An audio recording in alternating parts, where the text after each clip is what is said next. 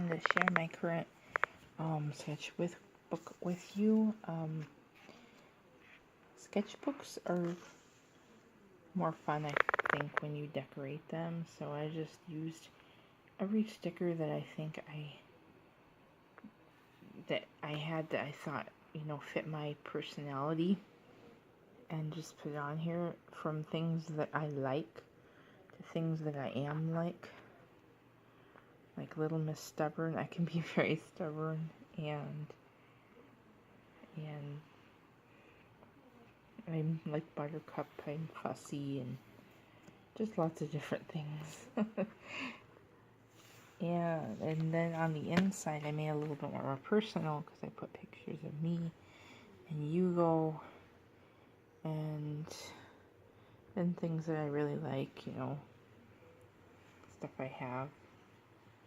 Just really cute stuff and something I made. So anyway, first thing I did in this was I was trying to practice doing hands. Because a lot of artists struggle with hands, and I was struggling with hands, so I was practicing hands, and I'm still struggling with hands, but I will keep practicing. And the next page is this design right there that I'd made for a 2D design class. It was supposed to be the back of some cards that I made.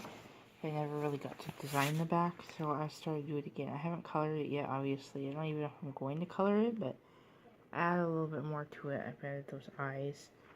I like how it turned out. Plus, I tried to make it look a little more gothy instead of angel-like.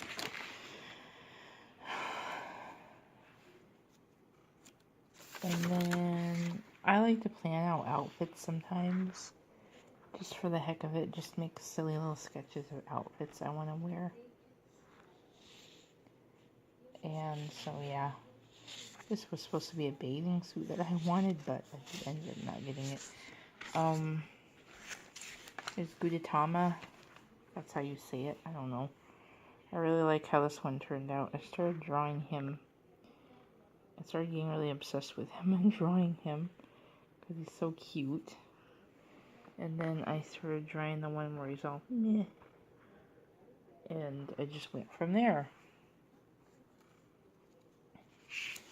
And then this was an inspiration I got from a scripture, Matthew 4:16. The people dwelling in darkness have seen a great light, and for those dwelling in the region and shadow of death, on them a light has dawned. So this person, in a cave and surrounded by darkness and death, and the light shining through onto him.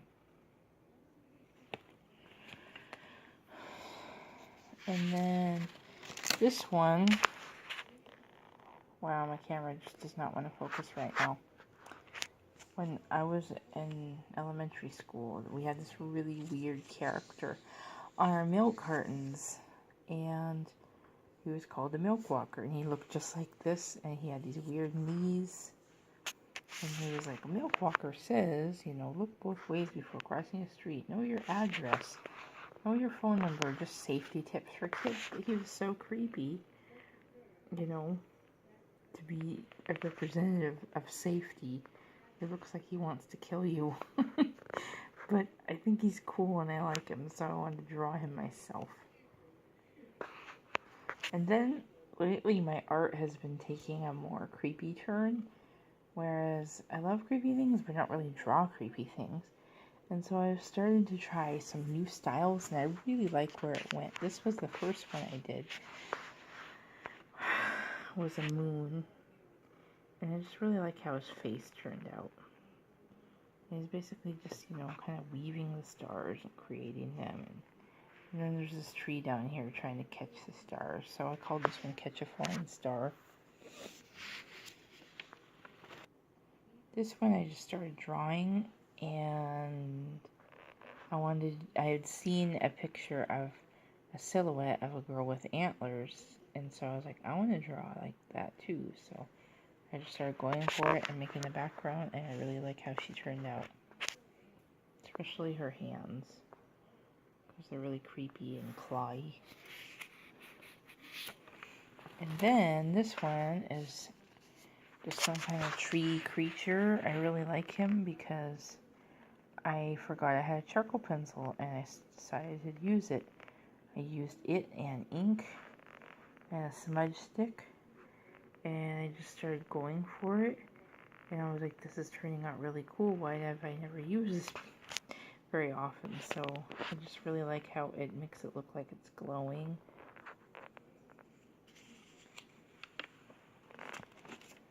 And then I had this image in my mind of this really creepy position that this woman is in. And I just really liked the way that I drew her. I don't know why I drew her. I just had this feeling. You know, I just love how her hands are all creepy and long and tangled up in her hair. And her eyes peeking out. And she's all twisted and contorted very strangely.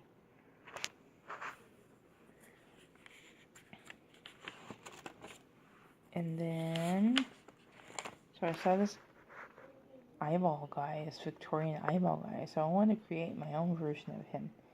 I'm still working on him. I'm not sure if I'm going to add any color, but I really like him. And I wanted to make a female version, so I made this Victorian eyeball woman. And I'm thrilled how she turned out. I think she looks pretty cool. I created her outfit kind of after Vanessa Ives from Penny Dreadful. And from here down, the hat, I just looked at a Victorian hat and just went from there. This I got inspired by a friend's photo, and it was a tree, and a tree stump with roots, and it was really cool looking, so I decided to make it in a cemetery, and I'm still working on this one too. And I think that's it for the sketchbook. Yeah, it is. I have some notes for things I'm working on. And then I'm also did this one, just kind of like an impromptu free drawing. I used lots of different things. I have this graphite and wash thing pencil, so you sketch and wash, so you can sketch with regular pencil, and it's made where you can do like a watercolor. So I did that around on the dark areas and some on the cloak, and then I took a needed eraser and erased out some lines and highlights.